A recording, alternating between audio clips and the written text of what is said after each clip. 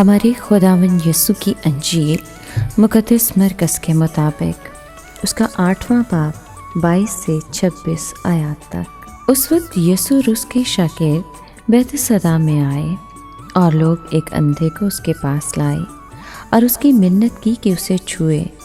وہ اس اندھے کا ہاتھ پکڑ کر اسے گاؤں سے باہر لے گیا اور اس کی آنکھوں میں تھوک کر اپنے ہاتھ اس پر رکھ کر اس سے پوچھا، کیا تو کچھ دیکھتا ہے؟ اور جب دیکھنے لگا تو کہا، میں آدمیوں کو دیکھتا ہوں، گویا درختوں کو، لیکن چلتے ہیں۔ تب اس نے پھر اس کی آنکھوں پر ہاتھ رکھے اور وہ پورا دیکھنے لگا اور اچھا ہو گیا اور سب کچھ صاف صاف دیکھنے لگا۔ پھر اس نے اسے یوں کہہ کر اس کے گھر کی طرف روانہ کیا کہ اپنے گھر جا اور جب تو گاؤں میں داخل ہو تو کسی سے مت کہنا۔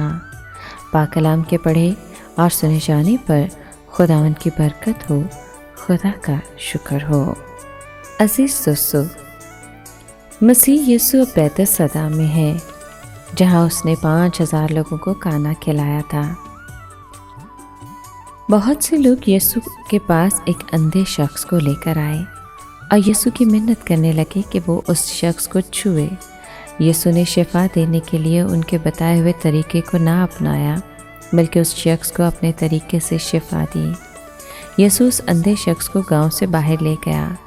وہ شخص بے صبری سے یہ جاننے کا آرزومند تھا کہ یسوع کیا کریں گے یا کیا پوچھیں گے، کہ اسی دوران یسوع نے اس کی آنکھوں پر تھوکا اور اپنے ہاتھ اس کی آنکھوں پر رکھ دیے اور اس آدمی کو دکھائی دینے لگا۔ پہلے اسے لوگ ایسے چلتے ہوئے دکھائی دیے جیسے درخت، یعنی اسے اپنے ایمان کے مطابق تھوڑا تھوڑا نظر آنے لگا۔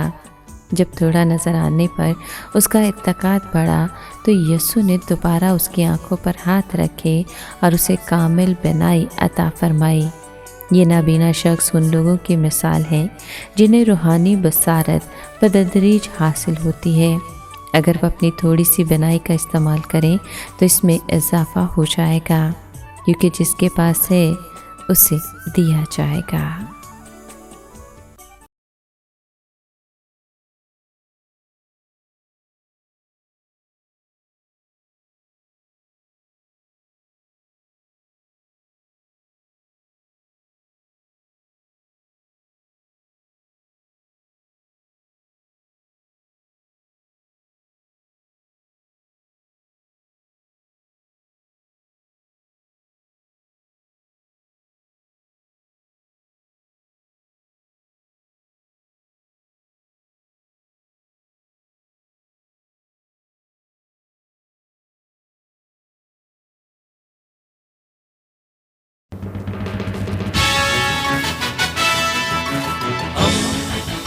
دوستی کا پیمبر، ریڈیو ویریتاس ایشیا۔